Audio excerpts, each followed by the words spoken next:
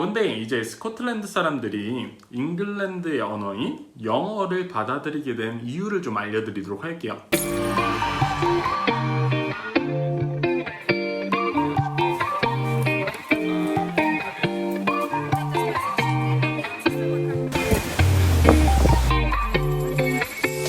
이걸 아시려면 1500년대 후반에서 1600년대 초반에 있었던 영국의 왕의 이야기를 알아보도록 하겠습니다. 엘리자베스 1세 여왕이에요. 엘리자베스 1세 여왕은 짐은 국가와 결혼했다라고 했던 사람입니다. 처녀 여왕이라고 불렀던 사람이에요. 이 짐은 국가와 결혼했으니까 아들을 낳을 수가 없었고 다음 왕위를 물려줄 사람이 누굴까를 고민하던 찰나에 세상을 떠나버립니다. 1603년에 세상을 떠나버려요. 그래서 어떻게 할까 고민을 많이 하다가 왼쪽에 있는 제임스 6세라고 하는 왕의 자리에 앉히게 됩니다. 그런데 이 스코틀랜드에 있었던 사람이에요. 제임스 6세라고 하는 사람은 스코틀랜드의 왕을 하고 있는데 족보를 따져봤을 때 잉글랜드에 있었던 엘리자베스 1세 여왕과 가장 가까운 친척이었던 겁니다. 스코틀랜드 제임스 6세가 잉글랜드로 와서도 왕을 하게 돼요. 그래서 이 사람은 자기가 두 개가 있거든요. 왕의 자기가 두 개가 있어요. 잉글랜드 제임스 1세 그리고 스코틀랜드 제임스 6세라고 하는 이름이 두 개가 있습니다. 잉글랜드 쪽에는 제임스라고 하는 이름을 가지고 있는 사람이 없었기 때문에 제임스라고 하는 이름을 가진 왕이 처음으로 등장해서 스코틀랜드에서는 5명이 이전에 있었고 잉글랜드는 처음이기 때문에 잉글랜드의 제임스 1세로 왕의 자리에 오르게 됩니다. 엘리자베스 1세 여왕의 친척이었고 잉글랜드 왕조에 가장 가까운 인물이었기 때문에 그 당시에 왕의 자리에 오르게 된 거예요.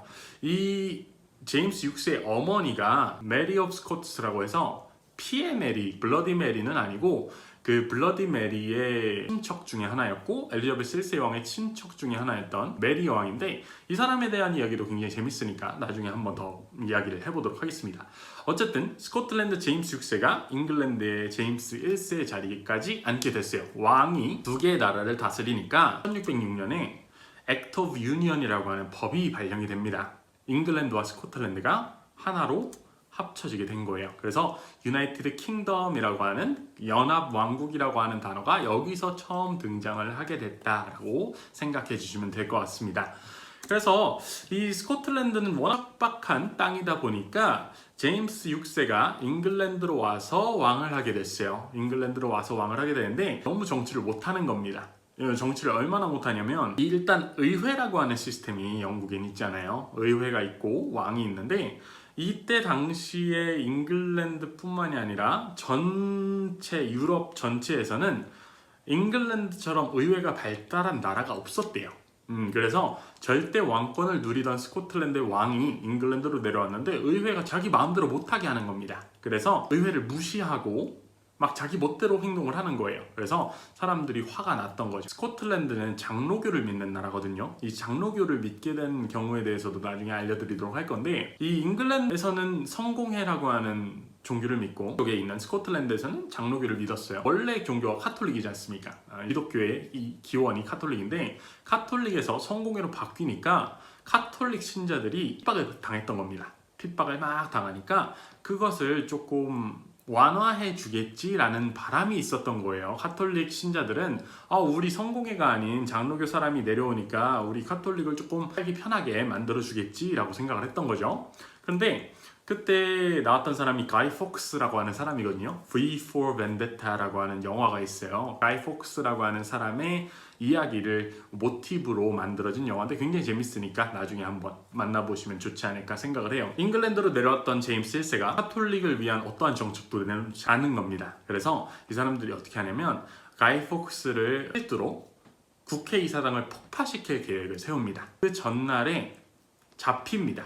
잡혀서 처형을 당하는 사건이 있었어요. 그래서 나라를 상대로 무정부주의자들이 처음으로 했던 반항이자 테러의 시작이었다라고 보고 있고요. 그렇기 때문에 이 가이 폭스의 가면 자체를 여러분들이 한 번쯤은 보셨을 아노니머스라고 하는 세계 무정부주의자들의 모임이 있죠. 거기서도 나타나게 되고 이 가이 폭스라고 하는 사람이 이렇게 생겼었는데 여기서 대명사, 남자의 대명사인 가이라고 하는 게 이 사람의 이름에서 나왔다라고 얘기를 합니다. 그래서 이런 식으로 국회의사당 앞에서 불을 지르고 결국에 처형을 당했던 그런 사람의 이야기도 있는 때가 제임스 1세예요. 국가적으로 테러가 일어날 정도로 굉장히 정치를 못했던 사람이에요. 사람이 딱 하나 잘했던 게 있었으니 그게 바로 여러분들이 옥스퍼드라고 하는 지역에서 한번 보셨을 수도 있는데, 옥스퍼드라는 지역에 가면은 라드클리프 카메라라고 하는 건물이 있어요. 이 라드클리프 카메라라고 하는 건물 자체가 굉장히 멋진 곳이고,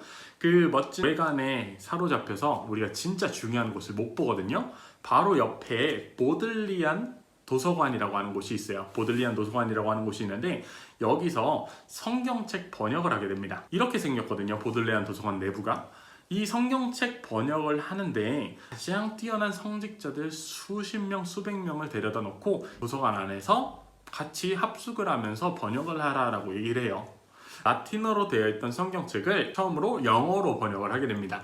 이게 현재까지도 영어 책 중에 가장 많이 읽히고 있다는 이 킹 제임스 영어 성경책이에요.